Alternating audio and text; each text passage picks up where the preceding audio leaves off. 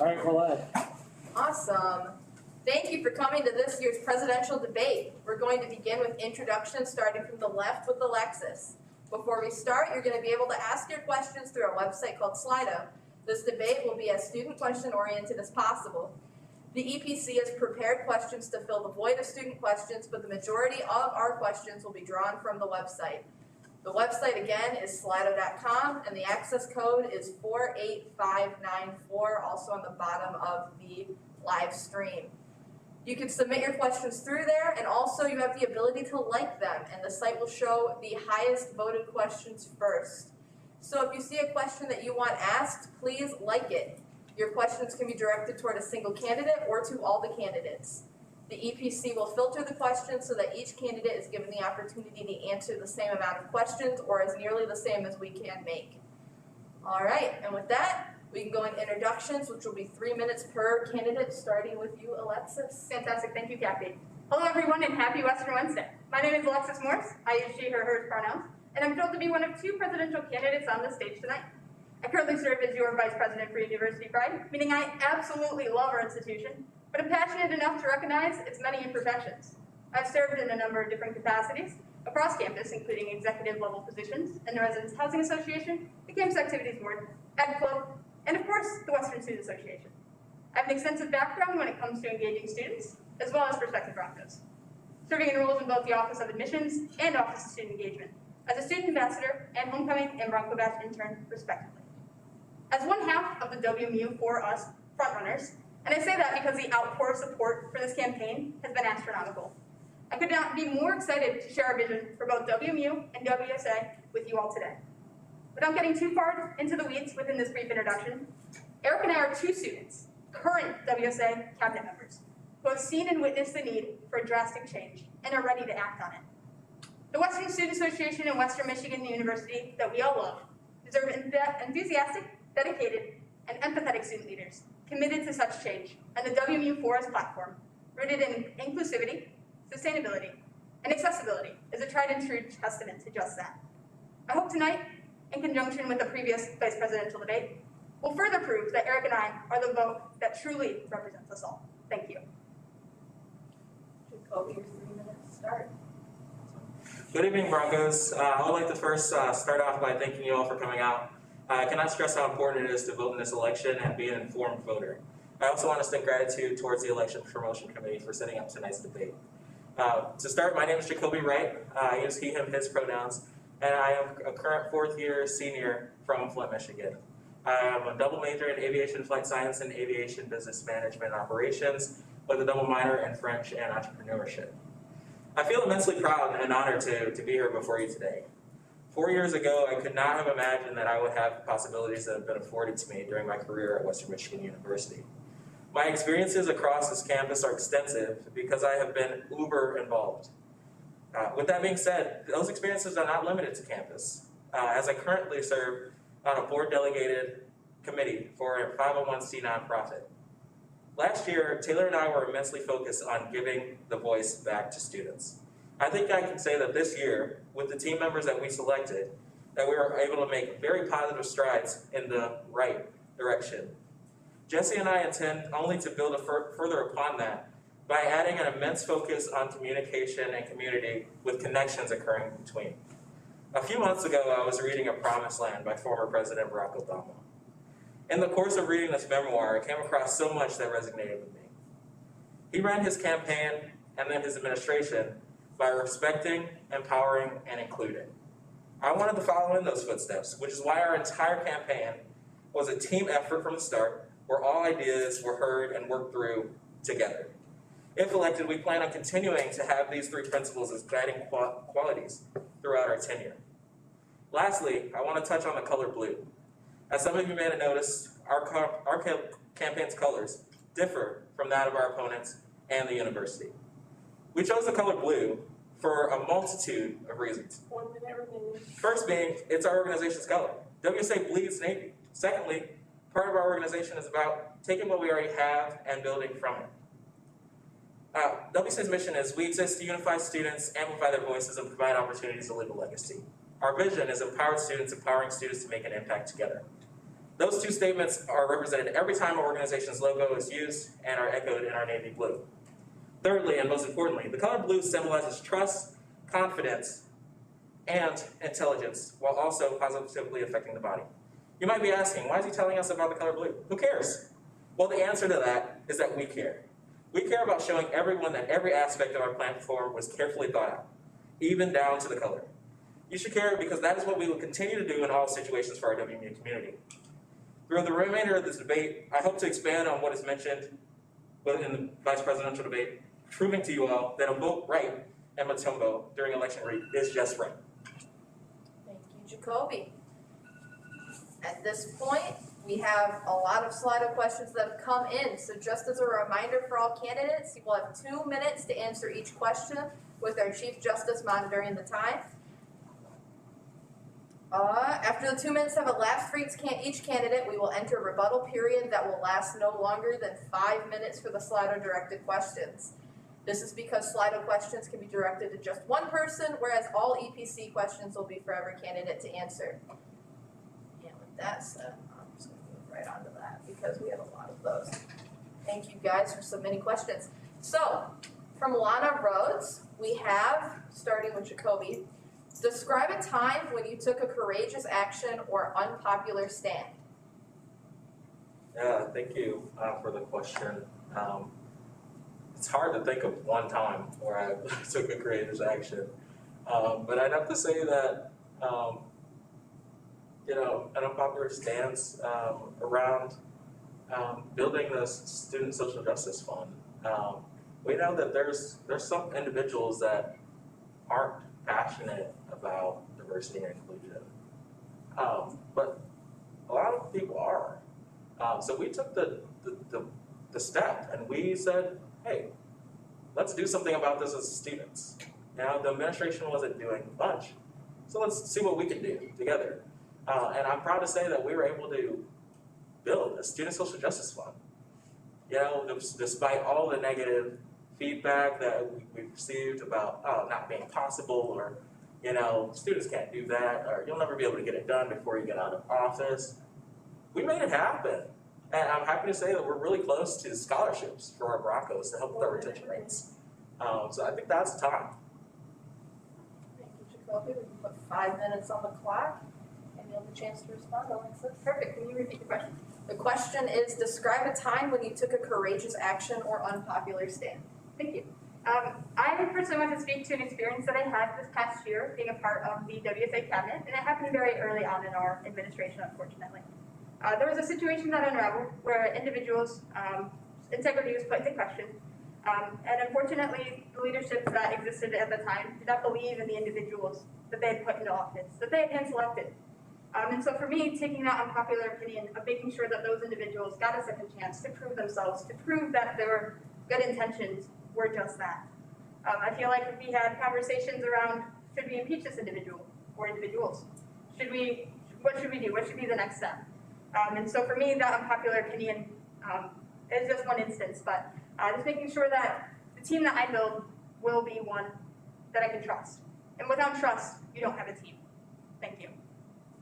Would you like to respond? Yeah, I'd actually love to respond because the situation that Alexis is referring to is the impeachment the issue around impeachment that occurred earlier in this year. And I'd like to mention that actually we had a broad discussion with cabinet, and everyone was in consensus at first.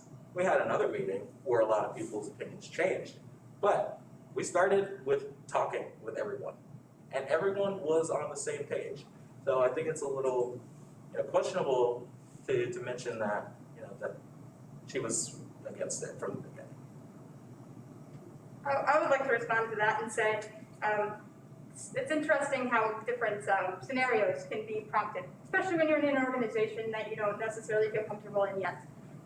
Personally, I joined WSA as an outsider this year. I've been able to flourish. Thank you to both who brought me in. And no doubt of that. I absolutely love the organization that I've been able to join. But as it relates back to not being on that boat in the very beginning, it's not that. It's that I didn't feel comfortable enough to speak my voice and to tell the opinion and my truth. So, Eventually, I gained the confidence, as Jacobi said, by the second meeting to speak my voice and speak my truth. And takes a strong and courageous leader to be able to admit that they were wrong and move forward. Thank you. I completely agree with everything you just said. It does take a strong and courageous leader to one, bring those conversations to the group, which Taylor and I did. We brought those conversations to the group immediately. We worked hand in hand with everyone, including your running mate, on formulating a response. So I really appreciate you taking the time to answer that. Thank you. And thank you, Lana Rhodes, for sending that in. The next top voted is from Abella Danger. I'll be directing this at Alexis first. Is it more important to be skillful or lucky? Ooh, that is a very great question. And I need a minute for that. I think it's more important to be skillful. Skillful is the one thing that you can rely on, the one certainty, the one backbone, the one thing that you have complete control over. Most skills, aren't afforded to you. Most skills come with practice and come with execution and trying them time and time again. Similar to riding on a skateboard, the first time that you do it, you're not going to be able to do a kickflip. It's just the truth of it. And so when it comes to this position or to any position, being skillful and having the resources and knowing how to utilize your resources is of the utmost importance. Yeah. 5 minutes on the clock, actually. Yeah, I couldn't agree more with Alexis. Luck is really undependable. But what you can depend on is your skills and your resources. And by skills, your knowledge of campus, your knowledge of the community that you have to work with to partner to get stuff done. And the trust, honestly, the trust between all the individuals that you work with. That trust is a foundation for you to be able to get anything done. So I wouldn't say it's about luck. I'd say it's about skills and trust. We got to have the relationship in order to make anything happen. And I think we've done a really good job this year of reestablishing those relationships. May I ask a question? Like what relationships at the latter half of your statement are you referring to? Relationship with administration. We've done so much work to meet with administration. For the first time ever, we had a cabinet-to-cabinet conversation twice. We were able to get all the administrators in the room. And that shows their commitment to working with us to make this a better campus for everybody. And I couldn't agree more. I think that is something that this administration has excelled increasingly well on, is making sure that we have those opportunities as a student government to have the table that we are promised. So I was able to have the opportunity to speak at that joint cabinet meeting on COVID-19 response, and I was very lucky to have that opportunity, as many student leaders don't. Thank you. Thank you for that question, Abella. The next question comes from Anita Janau. I'm going to direct it at you, Jacobi. Briefly, in detail, describe the current social and political climate of WMU and its satellite campuses and how you as president intend to influence it. Yeah, that's a fantastic question, so thank you for asking it. The best word I could say is divided. Right now, we have a huge problem, and it's gone on for quite some time on our campus, where all of our colleges, I'll take Taylor's word, and they're siloed in each other. They're not talking with each other. They're not working together. They're focused on competing with one another, and that's a problem. I wrote down 2 great examples of what we should be looking for as a university. The College of Business and the College of Aviation. They've stopped concerning themselves with fighting with, or working against the other colleges. They're focused on their college, making it the best program, better than other universities. And I think that's something that the rest of the campus really needs to do. We need to come together and figure out how we can be a better university rather than being a better college on our own. We have a lot of satellite campuses, and to be honest, I haven't heard much about them. And that's a problem, right? Because we have regional locations and we have students there, but we're not hearing anything from those students, so that's a problem. And we will definitely do our best to get some promotional materials at those regional locations, work with administration to get against that siloed nature. I plan on having multiple regular meetings with the Provost Council so we can meet with the deans regularly and work together to make this a better campus for everybody. Jacobi, there's 5 minutes on the clock. Alexis, you'll have a chance to respond. Perfect, thank you. All of that was fantastic and could not agree more. Like if there was a retweet button, I would be hitting it right now. So I feel like maybe the only part I disagree with is that the word that I would describe the social and political climate at Western right now is volatile. Not only is it disconnected, but there is so much animosity between individuals and groups and organizations and colleges that we get to a point where we don't even know ourselves. This is why the university goes through a rebranding process every 3 or 4 years, because they try to tell us who to be rather than embracing who we are. So as your next student body president, shall I be voted into office, I think it's important to reach out to those satellite campuses as aforementioned, but as well as the academic college deans, and making sure that they understand who we are, assess where we want to go, and then make an action and detailed plan to get where that is. Yeah, that's it. Yeah, I couldn't agree more. I think it really starts from marketing and strategic communications. From conversations that I've had, I've heard that our current VP likes to say that we think about hay too much. Because hay is for horses and we're Broncos. That's why we think about hay so much. So why are we trying to get away from that? Let's get to that. Let's embrace that and let's become better together. And I think that has to come from the top. Has to come from our Vice President for Marketing and Strategic Communications. We have to stop changing every 3 years. We have to find out who we are and work towards that.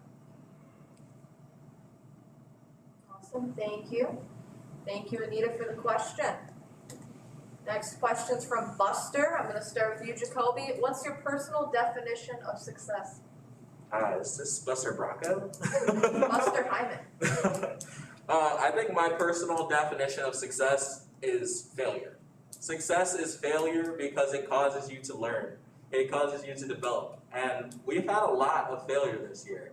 And I could not be more proud of that. Because not only does failure show you that, you have to make some changes, but it shows you that you're not always right. And sometimes people need to know that. And failure also causes you to take a step back. Connect with other people, rethink, smart. I guess I could use the college as example. It causes you to turn more gears, and it really helps you develop as a person. How can you make change? Failure. Because if you don't fail, the first time you fail, you're going to be devastated. You're not going to be able to pick up and continue. And that's why I really hope all Broncos get the opportunity to fail. Because I fail every day. Failure can be as small as not waking up to an alarm. I do that all the time. But we have to learn how to get back up and continue fighting. Jacobi, Alexis, you have time to respond. Perfect, yeah. Mine follows a similar theme. There's a running joke in our executive cabinet that Jacobi and I share the same brain. So it's no surprise that we came with very similar answers. But to expand on what he said, I feel as though my personal definition of success is the journey. Sometimes that comes with failure, sometimes that comes with rewards, sometimes that comes with laughter, sometimes it comes with tears. But essentially, it's the journey. It's not about the destination, it's about what steps were taken to get there. How did you pick yourself back up after you missed your alarm and you missed the most important exam of your life? How do you pick your team back up when we have volatile times such as the impeachment trials and different things like that, the attempted impeachment trials, right? It's how the journey and how you can build and rebuild and take down and build back up. Because, as he said, failure is what are some of our biggest learning lessons. If you do something right the first time, you're going to have the confidence to do it right the second time. But if you do something wrong the first time, you're going to be able to have the knowledge and the skill set to do it repeatedly, time and time again. Awesome, thank you guys. Thank you, Buster, for the question. Next question comes from Adolph. I'll start with you, Alexis. Do you have any regrets? Have any regrets? Yep, that's it. Wow. Absolutely. I think everyone has regrets. And if you didn't have regrets, I think you'd be lying to yourself. I can't necessarily think that there are any regrets that came to the top of my mind when that question was brought up. But I think my biggest regret, as it relates to this year, is not speaking my mind sooner about different things or the way that people were treated in the organization. Unfortunately, we did see a lot of turnover and washout and burnout from individuals that I've grown close with after the fact that they left. And if I had grown closer to them sooner, maybe we would have been able to retain that talent, because Western deserves passionate students. And when we see passionate students leave our organization, time and time again. It happened 4 or 5 times this year. It starts to become a question of like, what more could I do as an individual? And I recognize that I could have done more to support those individuals through those times and recognize where they might have been uncomfortable with the situations that came to them. So if I had one regret this year, it would be that. Thank you, Jacobi. You have 5 minutes. Yeah, I'd say biggest regret this year is our lack in connecting with RSOs. I can fully acknowledge that this year we were not on the same standard that we were last year. Last year there was an immense focus on going to RSOs, every cabinet member going in, sitting in on different meetings, seeing how we can help, seeing how they can help us. But we lost that this year. Partially because it was COVID, we were online. Some RSOs, a lot of RSOs stopped meeting, but we could have done more. And I pledge to do more as president. I really am a firm believer that we need to be connecting more with our RSOs. They have a lot of members. That's a really easy way to connect with more students, going to those RSOs versus doing the individual. That's super important too, and we'll continue to do that. But we need to work with the RSOs because the RSOs are helping our students. They're building our students up for success. They're giving them the resume experience. They're giving them the networking opportunities. And that's super important, but how can we help them? So that's what I would really say is, our biggest downfall. And to include in that, our relationship with the Black Student Union. We definitely could have done more this year, and we recently just had a meeting with them on how we can do better. And we pledge to do better. And if I'm chosen, I will continue that. I will work with them, and I will work with all student organizations for the benefit of all Broncos. Fantastic. Yeah, I just really want to respond to that too. Luckily, I was able to sit down at that meeting with PSU to share the same sentiments if I were to win. So if there's any misconception about that, please know that that is not at all the case. But in terms of biggest regret for me, I guess where I have an issue is yes, collaboration is so important to the work that we do. However, if we cannot sustain our own organization, how can we expect to be the leaders for other organizations? Can I ask what you mean by sustain our own organization? Yeah, I mean, we've seen very volatile turnover. Went through 2 speakers of the House. We've lost a lot of great leadership. And so when we're so hyper-focused on the internal operations of our organization, it makes it very difficult to be that resource for students. Interesting. I would say to that, of course we had turnover. Turnover happens, and from various turnover, it seemed like the effects of outside factors. We can't say for certain what caused these individuals to resign, except for the one that was public. But that we shouldn't be concerned with how many turnovers we have. Yes, we should think about it, but how can we grow from that? How can we grow from that? Because we know that there were turnovers, yes. Have we talked to those individuals to find out why? Have we talked about what we can do going forward to make that better? And I haven't heard a lot of that from the other campaign. But we're focused on communication and community. We're focused on rebuilding relationships with WSA. We're focused on igniting passion for our organization through relationship building. That passion through relationship building is what's going to allow us to extend outside of our organizations to continue serving all Broncos and going to those RSOs. I'd like to respond. I am very concerned, and I think all students tuning in should be very concerned, that we're not concerned with the people that we lost. There are people on this campus that love our organization and chose to leave, knowing that they still have time and the ability to do the work that they are so passionate about, and the fact that we will ignore them or belittle them or forget about them is unacceptable. I just personally feel like that it's very, very concerning that, yes, we need to focus on the future, but we can't get better and expect to get better from that future if we don't reflect and look at our past and admit our faults. On that journey to success, there is failure.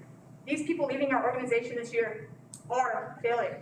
What are we going to do as an organization next year to make sure that that does not happen? That's what Eric and I are focused on. Relationship building. That's the answer. That's what we're going to do to make this place better.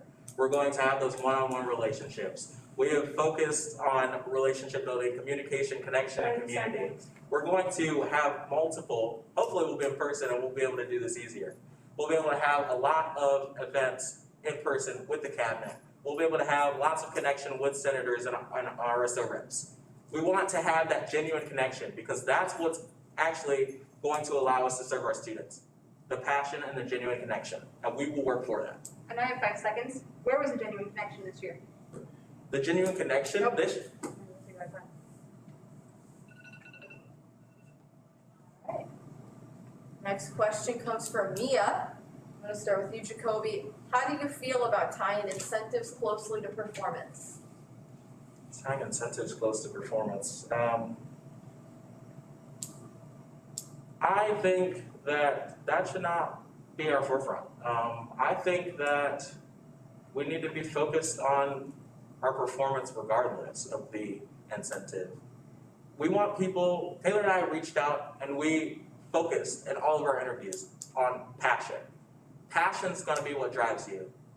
No matter how much you're getting paid, if you're not passionate about the change that you're making, the work that you're doing, you're not gonna get anything done. But we want passion, and that's what Jesse and I have, passion to continue leading for our Broncos. 5 minutes on the clock. Perfect. I'm basically say the same thing. Incentive tied to performance does not work well, especially within a student organization where you have so many passionate individuals. It leads to burnout, it leads to all the toxic things that we can't have in an organization, and certainly not our student government. I'm sure maybe all you tuning in, and especially Jacobi will know, none of us student leaders that are in the positions that we are in now, we're not in them because we get paid $30 a week to do them. So that's just the bottom line, is that everyone that is a part of this team will be a part of next year's team, who's forever been a part of WSA, does it because they're passionate about the work. Awesome, thank you, Mia. On to the next question from Dakota Shapiro, love that guy. Starting with you, Alexis. Considering the past events of the WSA, so many resignations, so much burnout, how do you plan to engineer a better future for the members of WSA? Yeah, that's a fantastic question. So, do have an advantage point, I feel like, when I'm coming to build my team next year, is that I'm a fresh face for most. I don't have the capacity right now to be the culture builder for the organization. So when I'm building my team next year, I'm going to make sure that I take the extra step and go the extra mile to make sure that we're engaging, sorry, there's like people going by. Make sure that we're engaging the individuals on our team as individuals, meeting them where they're at, knowing what their interests are, hanging out with them outside of cabinet meetings. We had one meeting this year where that took place, but it also extends past cabinet. I feel like there have been multiple attempts at the House and Senate levels for opportunities to, I don't know, like just kind of hang out and be friends and get to know one another. And unfortunately, I haven't seen that reflected as well in the executive cabinet this year. And so that's something that I hope to change. But to tie back to the original point is that culture is built and set by the leaders. And so if you say there will not be BS in my organization, there will not be. And that's my intent. Thank you. Thank you. 5 minutes on the clock.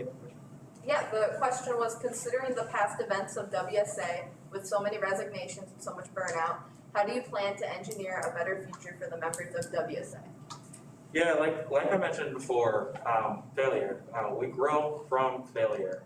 We had some failures this year as executive leadership, and I'm cognizant of that. And as promised, I will devote time, energy, and so much motivation towards connection. We need to connect as a cabinet. We need to connect as a Senate. We need to connect as representatives, because that's how we're going to continue to have that passion. I also want to take some of the power away from the executive branch. We have a lot of power right now. And I think that contributes to a little bit of the burnout. We can give some more power back to the students, back to our senators, back to our representatives, because they are eager to do the work. So we can absolutely give them some of that opportunity for collaboration, and also extend outside of our organization. We can extend invites for them to come to meetings with administration, or for them to tell people about anything that's going on within their college and their classes. We need to be extending our reach outside of the executive cabinet. Everything does not need to be done from a cabinet level. We have 3 branches for a reason, and we have 20,000 students for a reason. We need to be connecting with all of them. Perfect. Yeah. Just to echo the same sentiments, bringing power back to the students, both inside and outside of the organization, is of the utmost importance to my slate, and it seems to be the same for the other as well. I've personally had conversations quite in depth with the current Senate leadership on how we can bring committees back to the House of Representatives and make sure that we have students more engaged in the work that they are a part of and take claim to. We passed legislation. But how many meetings this year did we have? How do you pass legislation? None. So for me, it's making sure that everyone feels welcome and understanding the organization that they're a part of. Because I stepped into this role from a different role on campus, and I wasn't familiar with Robert's rules. So it took me a good 2.5 months to get on board, get the process going. And we only had one of those meetings as well at our legislative body level. So I think tackling the issues inside WSA will make people feel more comfortable and welcome and have more seats at the table. Yeah, I'll counter that and say that we actually did have presentations and specific events to bring new people into WSA. We had senator one-on-ones, one with the speakers, and we also had a senator conversation, how to be a senator, going over your Senate responsibilities, talking about the parliamentary procedure. We had those. Did we have enough? No, because we can always do better. And that's what we're going to do next year. We're going to continue to expand upon that. But we did actually try to give some type of insight to the people that just signed up for those positions. I guess my final comment would just be that I personally did not feel as supported, especially coming into the legislative portion of my responsibilities and in my duties. The vice presidential shift was perfectly fine. I felt really welcomed in cabinet, but going into those Senate and House meetings, it was like, this is Greek to me. So I just would like to see, no matter who wins, more support for the individuals at those levels, especially knowing the motives and why they're there, especially the House of Representatives, moreover. Those people are there for support for their registered student organizations. So why do we address the same issues at Senate as we do House? Why isn't the House more directed with our leadership based off of organizational issues? Why don't we talk about how to do a transition process? Why don't we talk about how to get allocations from WSA if we can? Because as I've been doing my research and been going to these registered student organizations, I'm finding that people don't know about the resources that they need to succeed. And that's why accessibility is also one of the 3 pillars of WME for us. And I would say that is also reflected in communication and community. We are going to reach out to our community and communicate to them that we have these resources. This is how you apply for these resources. This is who can help you apply for those resources or answer X question that you have. Both of our campaigns are focused around accessibility, but ours is focused around accessibility and then building the community from that. Yeah, and I will just respond to that and say, it doesn't need to be hyper-focused because Eric and I are already true and tried testaments to making community and being community builders. Okay. Thank you, guys. There's a question on here, but I'm going to expand on it a little so you guys can actually respond to it. I'll start with you, Alexis. How many hours a week do you usually spend performing WSA work, and can you talk a little bit about campaigning? Yeah, absolutely. That's a fun question, and I really like that question. So I feel like it's definitely cycles. Sometimes my WSA work touch into the 25-ish area. Sometimes it gets more into like the 30-ish. Maybe it's sometimes into 10 in terms of hours per week. It really just depends on what we're doing. This year I've been a part of numerous different committees, the Legacy Committee pumping out that newsletter every week. So for me, it's really cyclical. Mental Health Week, of course, took some more out of me than it would if I was in a downtime. I also run the Western Wednesdays, which is where I have the opportunity to speak to registered student organizations and areas across campus, academic majors, and so forth about the opportunities at WSA. And the second half of the question was related to campaigning, is that correct? Your efforts towards campaigning. Yeah, efforts towards campaigning. We've been there. I don't have the numbers right in front of me, but I've spoken with over 21 individuals between Eric and I, visited, I believe, over a dozen registered student organizations. Like, we've been out there, we've been making the efforts to be there, show up for our students, and thank you. And it's not about, for me, the endorsement. You know, so many times it's on the campaign trail offered, oh, we only see WSA when it comes to election season. Why are you different? How are you different?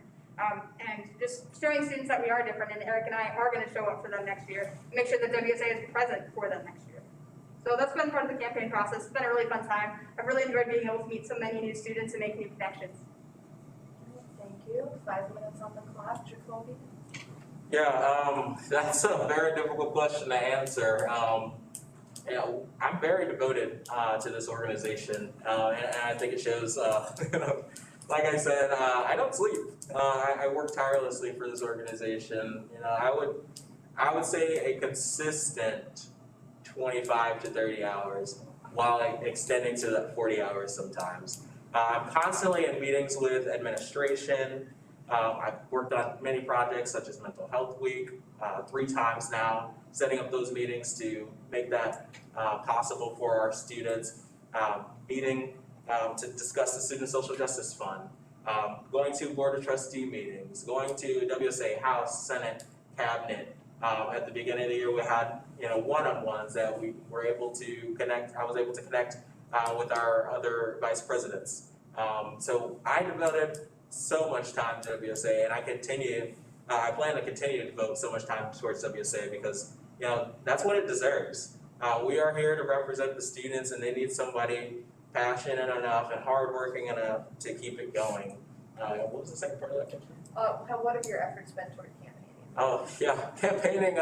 This is the second time I've been campaigning, and Taylor thinks I'm crazy for doing it again, and she wouldn't be the only one. But I'm doing this because I love what I do. I love representing the students, and I'm not finished.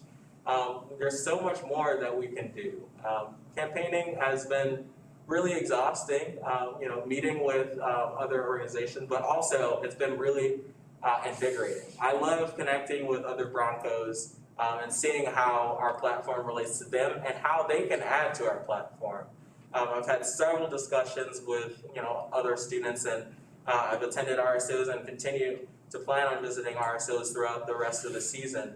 It's really about talking to people. It's not about getting an endorsement, and that's what I've been telling individuals. I really just want to come and talk to you.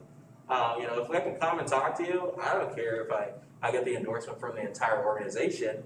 I care that I've had the ability to come and talk to 10 people, 20 people, 30 people, and they can make the decision to vote, on their own, not with the organization's influence. Our organization's endorsements, great. Yeah, they show immense support for candidates from the organization standpoint.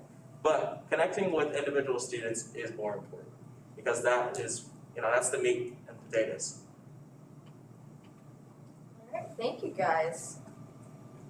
Thank you for the question. This question comes from Wilma, and I'll start with you, Jacobi. Do you consider yourself a traditionalist? Traditionalist? No, I wouldn't consider myself a traditionalist. I really like to get outside of the box. If you listen to the elections podcast that I recorded earlier this week, Alexis mentioned the word precedents. And we both talked about how we both hate that word because it's just used to stifle. It's a limiting factor. We need to be bold. We need to think outside of the box. That's the change that's what's going to cause change. We can't be, timid and, allow people to knock us down. That's where the passion kicks in. The passion's going to allow us to work for our students. So that would be my response to that question. 5 minutes. Perfect. Yeah. And can you repeat the question just one more time? Do you consider yourself a traditionalist? Traditionalist was the word, okay.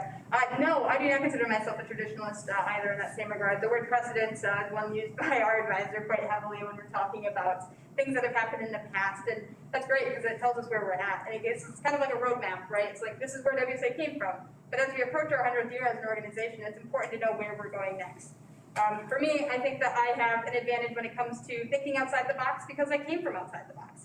I was not a part of WSA prior to this year. I came from organizations and communities that really spoke to who I was and what I was passionate about. And I was kind of pulled into this organization, and some of the same themes occurred, but being a part of the organization is sometimes it feels very limiting when we look at the word precedent or what we've done in the past and why we can't do certain things moving forward, or this has already been tried, so it's not going to work this time. You never know unless you try, and keep trying, and keep trying, and keep trying. Because that's where the failure aspect comes in with the road to success. Yeah, and I'll just hop on to that because she mentioned something that I want to touch on, how she just came to this organization. This was her first year.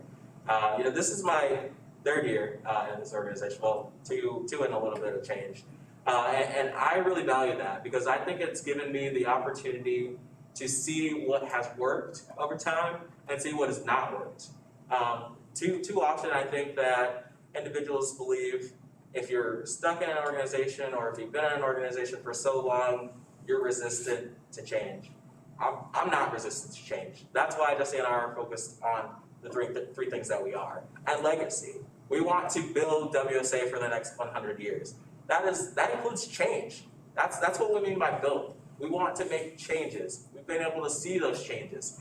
He has that fresh perspective. He's only been a senator for so long.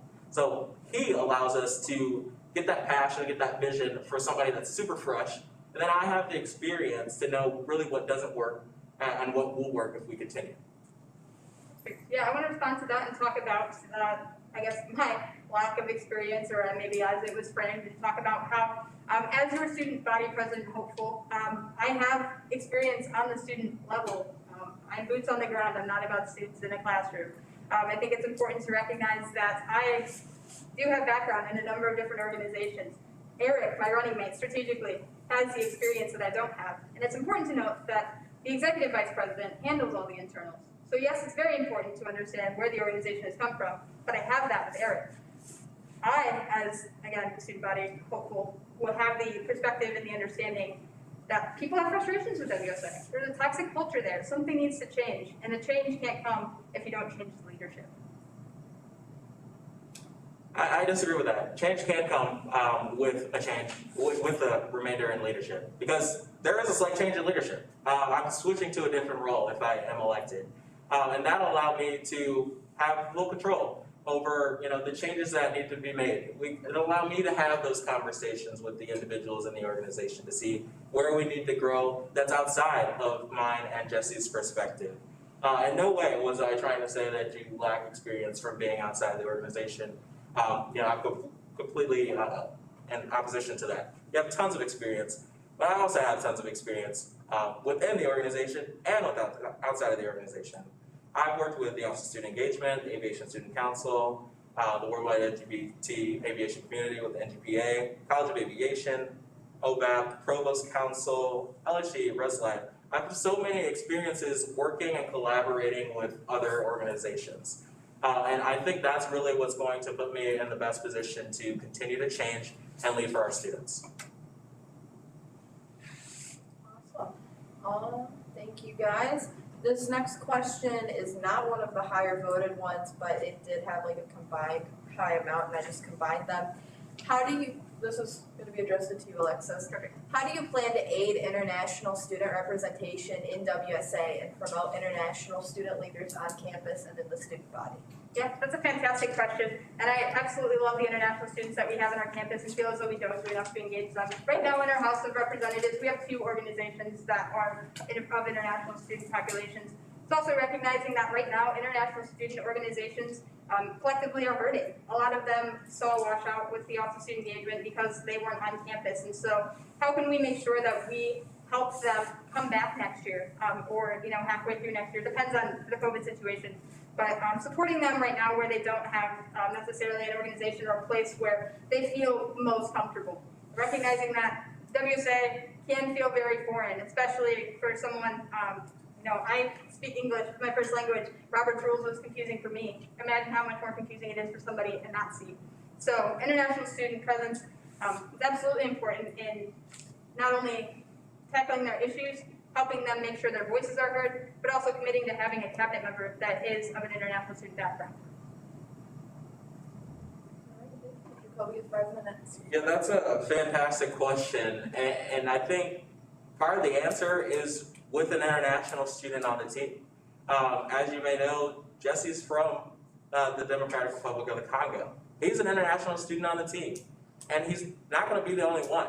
I'm really hopeful that, given the chance to serve, we'll get lots of applications from other international students. And like you mentioned earlier, we're going to create a diverse cabinet, not just of how people look, but their ideas. I think we also have to maximize our partnerships. I've had the ability to have conversations with the Henneke Institute for Global Education, and we will continue to partner with them to aid in things such as International Fest, which WSA has been a contributor of for quite some time now, but also working with them to see how we can be better involved. And to expand on that question, just to be diverse and inclusive entirely. Our campaigns focus on inclusion and diversity, not diversity and inclusion. Because for far too long, we focused on diversity. And it's not just about diversity. The important part is including those people in all of the decision making, including them and getting their feedback, including them on the team. And that's something that we will strive for. There's a problem happening at our university. And I don't know how many people are aware, but our ranking for diversity and inclusion fell this year. Why did our ranking for diversity and inclusion fall? It's because we have the wrong focus. We're focused on t-shirts and targeted ads for students. We need to be focused on showing everyone that diversity and inclusion matters to us, not to the prospective dollars coming into the university. We're also focused on rebranding. We have to realize who we are. If we want to be diverse and inclusive, we have to be diverse and inclusive. Our Office of Diversity and Inclusion is severely underfunded. I want to say they have like 2 employees over there, and they lost so many this year due to COVID.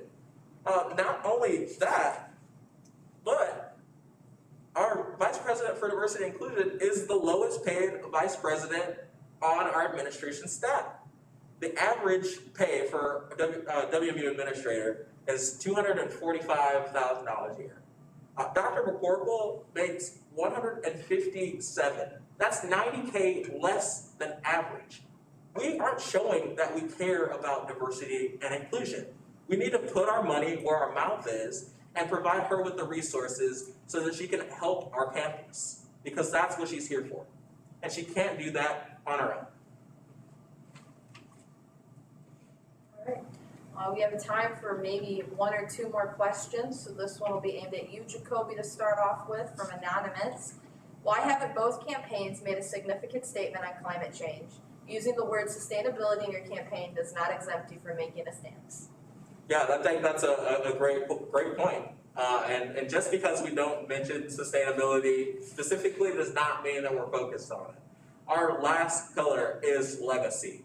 And we've mentioned that we will contribute to legacy by not only adding to the things of the past, but embracing the things of the past and continuing them forward. That includes all 5 of our major goals from this year. And sustainability was one of those goals.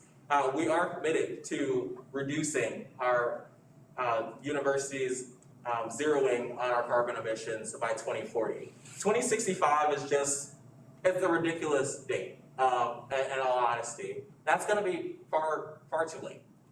So we really need our university, to continue. Again, as I just said, put our money where our mouth is. Sustainability is one of our values. And we've done a good job of being sustainable. We have the Student Sustainability Fund. We have things that other universities don't have. But we can always do better. Jacobi, you have 5 minutes, Alexis. Yeah. We talked about environmental sustainability. It's important to recognize that Eric and I and neither of the candidates are experts on environmental sustainability. So how can we make sure and ensure that those voices are brought to the table when these conversations are being had? Over the past year, as Jacobi mentioned, our current Vice President, Chelsea Stamen, has done fantastic work in making sure that we bring the committee back that is pushing and advocating for real and actionable change on this campus as it relates to climate.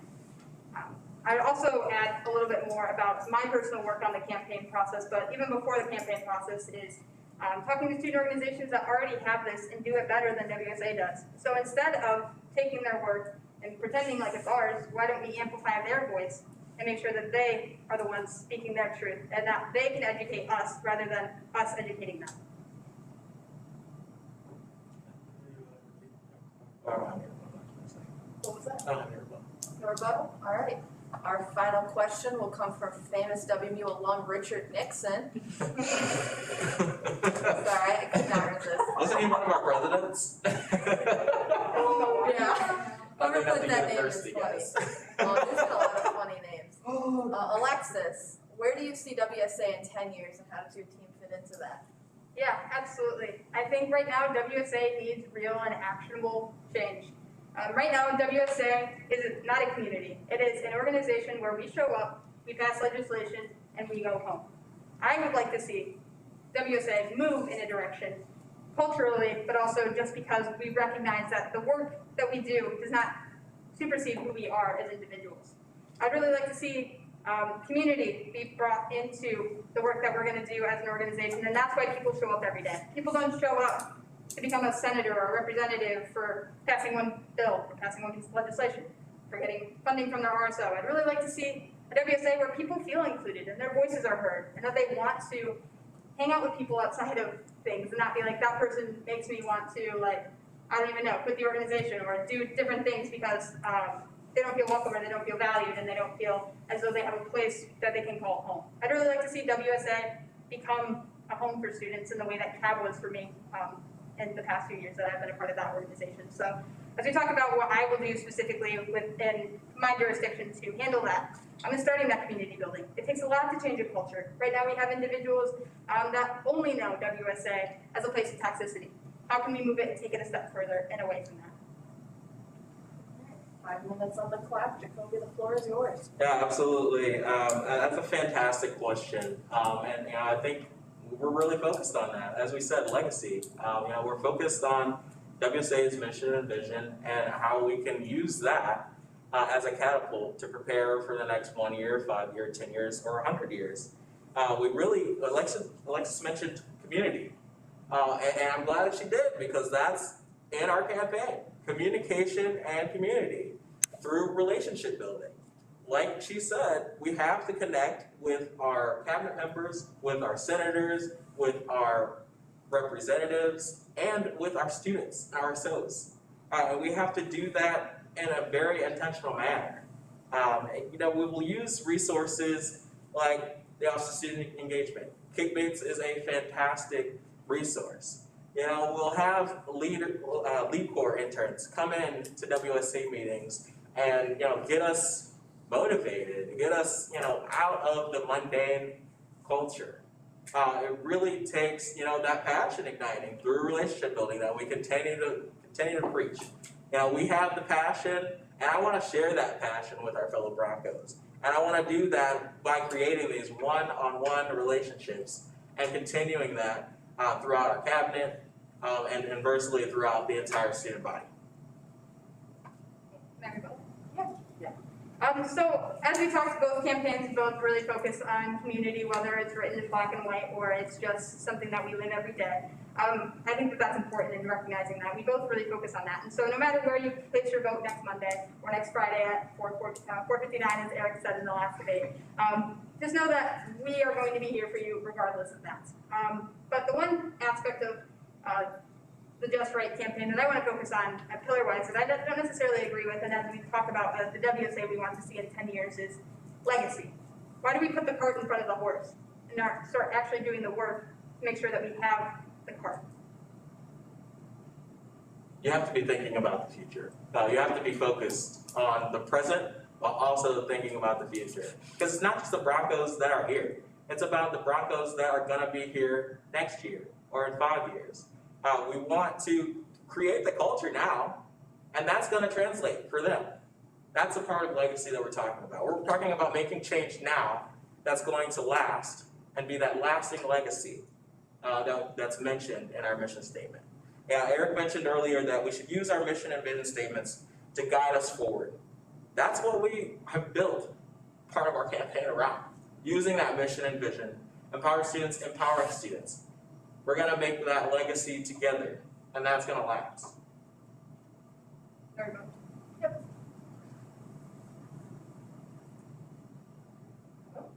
That's a no rebuttal. Oh, no rebuttal? Yeah. All right. So with the remaining time, I'm going to pose one question, does not need to be timed. But it has 110 upvotes, and I've been ignoring it all night because of the question.